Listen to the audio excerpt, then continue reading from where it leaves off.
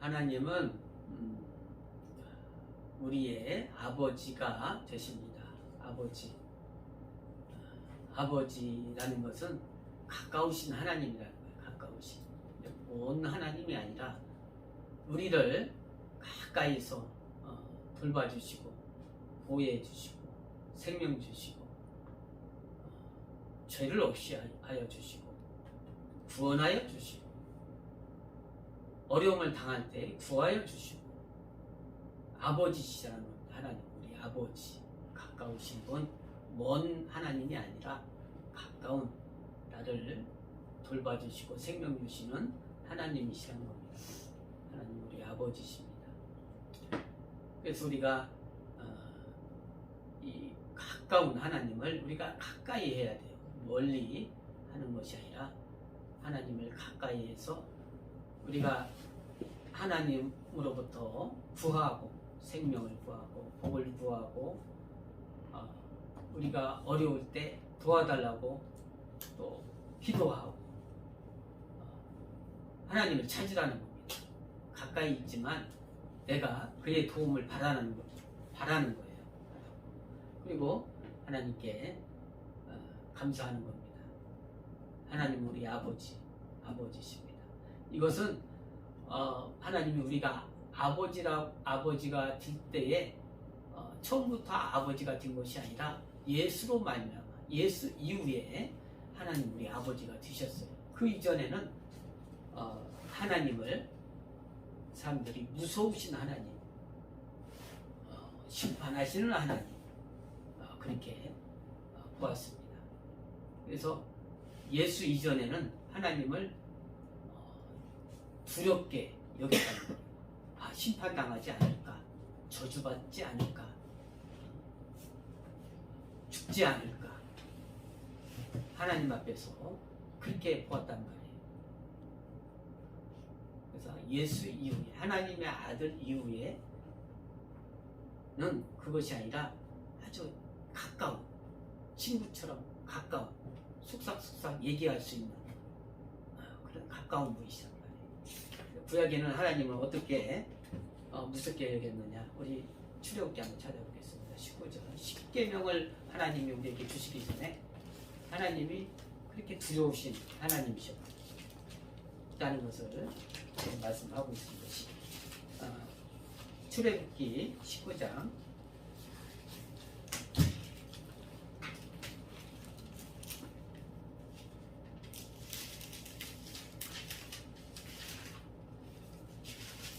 19장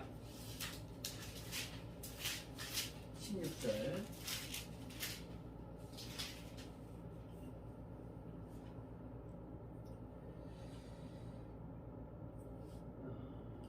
16절에서 22절까지 같이 읽겠습니다. 시작.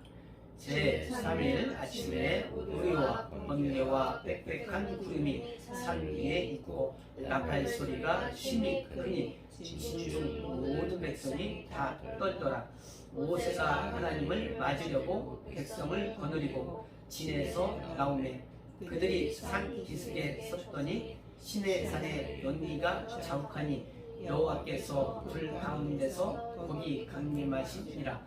그 연기가 옹기전 연기같이 떠오르고 온 산이 크게 진동하며 나팔 소리가 점점 커질 때에 모세가 말한즉 하나님이 음성으로 대답하시더라.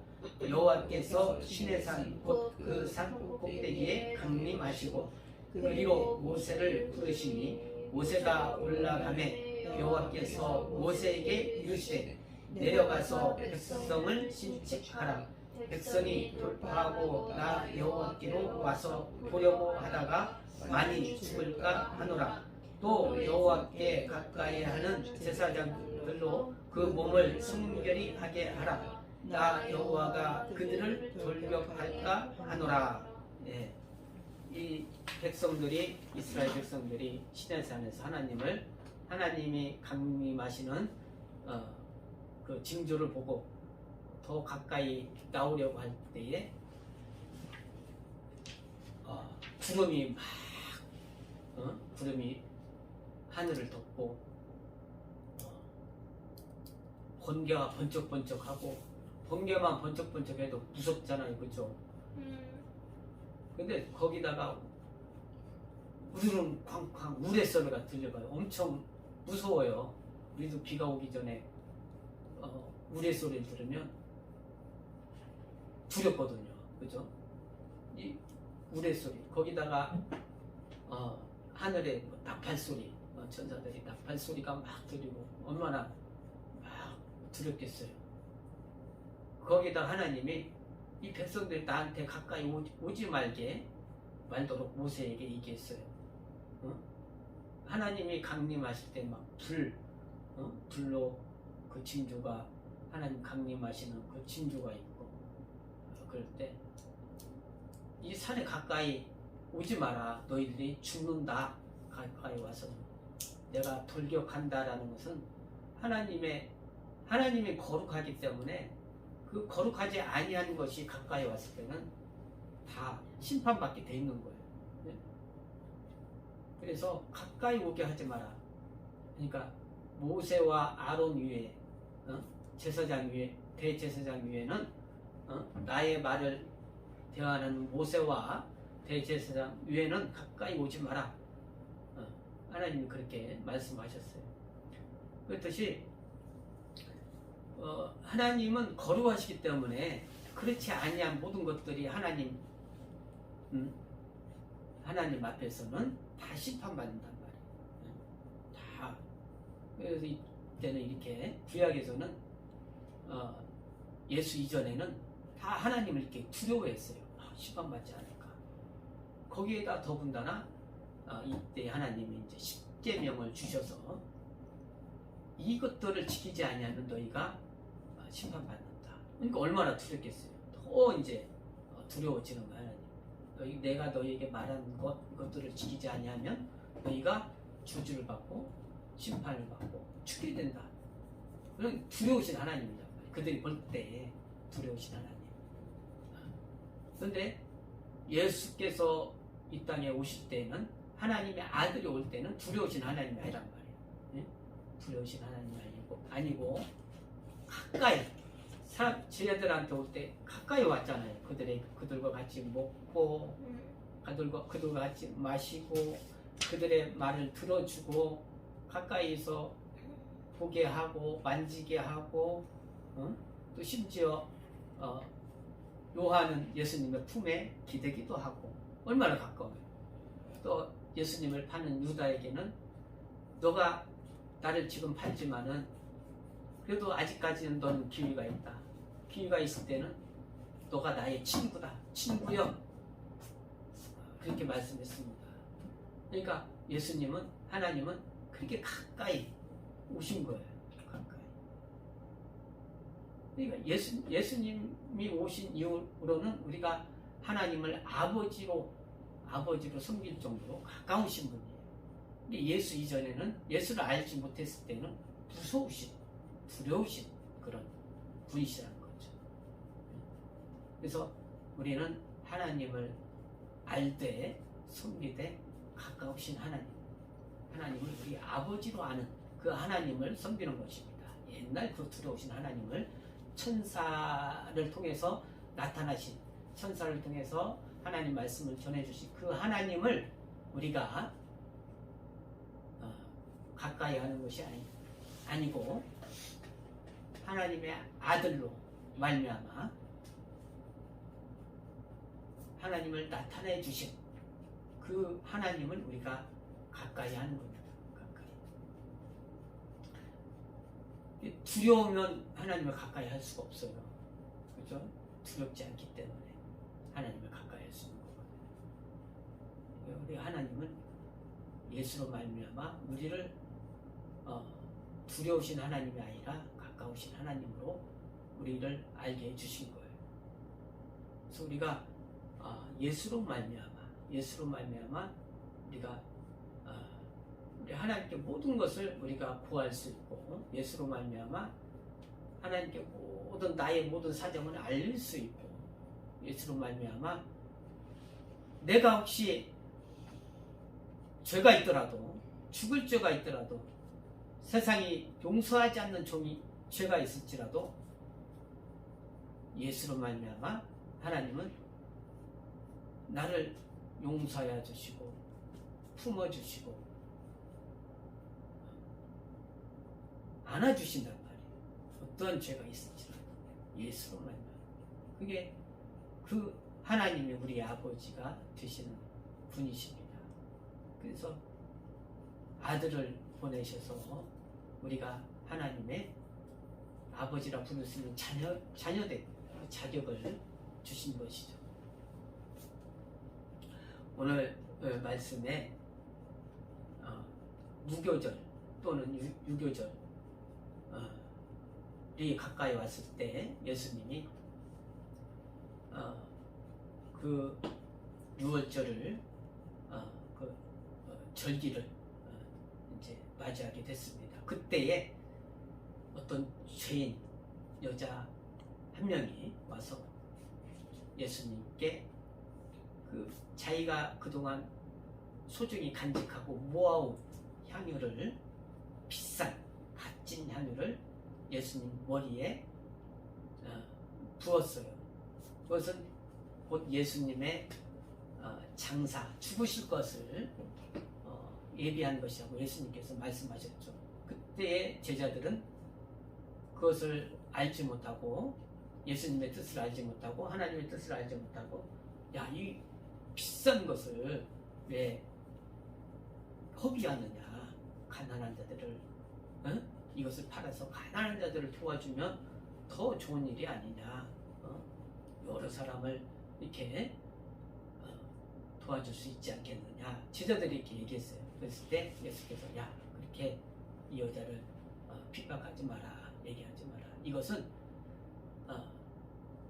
내가 십자가에 죽어서 모든 죄인들을 대속하는 그것을 위하여서, 그것을 감사하여서 이 여인이 나에게 이러한 향유를 부은 것이다, 이러한 일을 한 것이다 라고 예수께서 말씀하시는 거예요.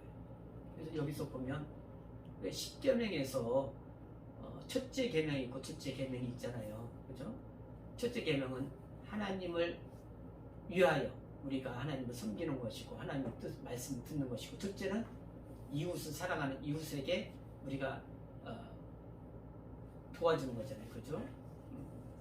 제자들이 말하는 것은 이웃을 도와주는 것, 어려운 자들을 도와주는 것. 예수님이 말씀하시는 것은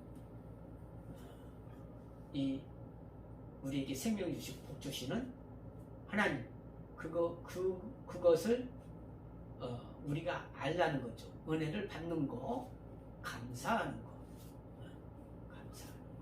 그래서 우리가 이 하나님의 첫째 계명을 둘째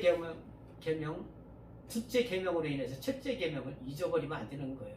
이 세상의 모든 종교가 첫째 계명이거든요. 이웃을 사랑하는 거. 종교가 그래, 다 세상 종교가. 이웃을 사랑하지 않는 종교는 없어요. 그 인본주의거든요. 그죠? 네, 하나님께서는 이웃을 사랑하되, 첫째는 하나님을 사랑하는 것이다. 하나님을 사랑하는 것이다 라는 것을 눈으로 얘기하고 계시는 거죠, 지금까지. 그래서 둘째 계명에 빠져가지고 하나님을 저버리고 자기 스스로 살라고 하는 것은 곧 하나님 뜻에 또 일배가 되는 것이죠. 그래서 예수께서 우리를 속죄하셨는데, 우리는 살면서 얼마나 그 죄가 무섭다는 것을, 악이 무섭다는 것을 알잖아요. 그죠? 아까 그 시내산에 읽었던 말씀처럼 시내산에 나오는 백성들이 하나님을 가까이 갈 수가 없어요. 그 죄 때문에, 악 때문에. 예? 근데 그 속죄라는 것은, 예수께서 속죄하신 것은 우리가 하나님을 가까이 갈 수 있게, 하나님을 만날 수 있게, 만져볼 수 있게, 그의 뜻을 알 수 있게, 그의 하나님의 속 말씀을, 성령은 그의 깊은 뜻이라도 속까지 알게 하신다고 그랬잖아요. 예수께서 오셔서 그 십자가에서 죽으실 때에 하나 성전의 회장이 다 막혀있던 회장이 그건 대제사장만 들어갈 수 있는 1년에 한 번, 자주도 아니고 들어갈 수 있는 그 천막이 찢어졌단 말이에요. 그것은 대제사장만 들어갔던 곳인데 누구나 이제는 하나님을 아버지라 부를 수 있고 하나님께 가까이 나갈 수 있다는 겁니다. 예수로 말미암아 속죄를 이루어진 그것으로 말미암아 유월절 무교절과 유월절을 당했을 때 왔을 때 예수께서 이제 그 일을 유월절에 양이 드셨잖아요. 그래서 이 유월절이 출애굽 12장에 여기 나오는데 이스라엘 백성이 430년간 애굽에서 그 백성으로 종살이 노예 생활을 하고 있다가 이제 하나님의 백성으로 나올 때에 곧 유월절을 통해서 나옵니다. 유월절. 유월절. 그 유월절은 그 무교절과 유월절은 그냥 하나예요. 따로 있는 것이 아니라 무교절은 7일 동안 떡을 이렇게 맛있게 굽지 아니하고 발효시키지 않고 딱딱하고 좀 맛이 덜하지만 먹을 수만 있게 그것은 어떤 맛을 내지 아니한 그 떡을 말하는 거예요. 무교병. 그 7일 동안 먹는 거예요. 그 유월절을 기억하면서 먹는 거예요. 쓴 나물을 먹는 거예요. 그것을 기억하는 거예요. 우리가 회개하고 기도하는 것은 이 유월절을 이렇게 생각하는 거예요. 하나님이 나를 구원해 주셨다. 회개라는 거거든요. 회개. 이게 유월절이 첫날 양의 피를 문에 바름으로써 그 저주가 우리의 죄로 말미암아 우리가 거룩하지 않음으로 말미암아 죄와 악으로 말미암아 심판받을 것이 넘어가는 거예요. 유월절이. 그것을 기억하는 거예요. 기억. 예? 유월절. 이때 당시 그래서 그것을 계속 지켜왔는데 예수님이 계셨을 때 그것을 지키는 거예요. 지금 무교절과 유월절이라는 것을 지키는 겁니다. 근데 이것은 예수님에 대한 어떤 예표였죠. 예수께서 그 유월절 양이 되셔서 우리를 속죄하셔서 우리는 이제 더 이상 죄가 없다 라는 것을 예수께서 선포하시는 겁니다. 십자가에서 죽으시고 부활하심으로 말미암아 성령을 보내주시는 말미암아 이제는 너희가 죄가 없다라는 것을 하나님을 아버지라 부를 수 있다는 것을 선포하는 거죠. 그래서 우리가 하나님 안에서 그 은혜를 받아야 되는 거예요. 하나님 안에서 늘 감사하고 평안해야 되는 거예요. 왜? 이제 우리가 예수로 말미암아 속죄를 얻었기 때문에 속죄를 받았기 때문에 그래서 히브리서 12장 14절에도 너희는 거룩함과 화평함을 쫓으라. 이것이 없이는 하나님을 만날 수 없다 라고 이렇게 기록하고 있잖아요. 그죠? 거룩함, 화평. 우리는 예수로 말미암아 하나님과 화해가 됐어요. 네? 죄가 없단 말이에요. 예수로 말미암아 화해, 화평하단 말이에요. 평안하단 말이에요. 그리고 예수로 말미암아 거룩해졌어요. 거룩해져. 죄가 없으니까 깨끗해졌다는 거룩하다는 것은 하나님이 거룩하니 우리도 거룩하니까 하나님께 나갈 수 있는 거예요. 네? 거룩, 화평함과 거룩한 자가 되었단 말이에요. 그것이 곧 예수로 있는 것이다. 예수로 우리가 예수 보혈의 능력으로 우리가 죄 없이함을 받는 것입니다. 예수로 말미암아. 그러니까 예수로 옷 입는다는 것은 우리가 예수의 보혈로 말미암아 죄가 그냥 예수의 예수님이 자체가 들어오신 것을 말하는 거예요. 예수의 피와 살이 내 안에 들어오신 것을 말하는 거예요. 그 자체 예수로 옷 입는다는 것은 예수의 피와 그 살이 예수님의 말씀이 내 안에 계심으로써 우리가 생명과 또 부활의 능력과 또 하나님의 그러한 거룩함이 있는 것입니다. 그래서 우리가 하나님께 늘 그 은혜를 입어야 돼. 은혜. 죄는 항상 마귀는 항상 우리를 이렇게 찌르거든요. 죄로 찌르고 악으로 찌르고 뭐든지 찔러요. 그죠? 우리가 사는 사람은 다 죄의 그런 감각을 느낍니다. 왜? 먹고 살아야 하기 때문에. 먹고 사는 존재는 죄라는 것을 그 양심적으로, 율법이 아니더라도 양심적으로 깨닫게 돼요.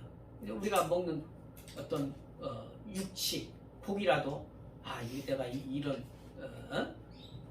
동물을 먹어서 맛있고 배부르고 살이 되고 좋지만 어떤 양심적으로는 조금 그것을 잡을 때나 그럴 때는 좀 찔리기도 하죠. 또 어떤 사람은 그러더라고요. 어떤 사람이 어떤 산속에 사는 사람인데 좀 사람들도 안 만나니까 얼마나 깨끗해. 그러나 그래도 먹고 살아야 되니까 겨울가에 있는 달팽이 그래도 또 살려고 막 꾸물꾸물 하잖아요. 잡을 때는 야 오늘은 내가 너를 잡아서 좋은 날이지만 너는 나한테 잡혀 먹어서 안 좋은 날이구나. 양심의 가책, 그 죄의식을 들린다면 죄의식을 갖는단 말이에요. 그것뿐만 아니라 식물도 그래요. 식물 우리가 식물 안 뜯어 먹잖아요. 그렇지만 얘도 생명이나 없던 것이 올라와서 얼마나 그것도 식물도 마찬가지예요. 어떤 산속에서 그런 것도 안 먹고 식물만 먹는다고 하지만 그것도 죄의식을 갖는단 말이에요. 죄와 악에서. 그러니까 우리가 죄를 안 짓고 살 수는 없어요. 시편 기자는 그래요. 시편 기자는 나는 가난하기도 하지 말고 부하게도 하지 말고 하나님께 기도합니다. 그리고 가난하게 하지 말라는 것은 내가 가난하면은 먹고 살아야 되니까 도적질이라도 해야 되잖아요. 그죠? 굶어 죽을 수는 없으니까. 우리가 생활하는 게 다 그런 거예요. 가난하기 때문에 먹고 살려고 하는 거거든요. 죄를 지을 수밖에 없는 사는 것 자체가 부하게 하는 건 뭐예요? 그 죄의식을 갖지 않는 거예요. 이거 아무리 뭐 이렇게 해도 내가 죄의식을 갖지 않는 거, 그 부한 거거든요. 그러나 죄는 있단 말이에요. 그게. 죄는 있단 말이에요.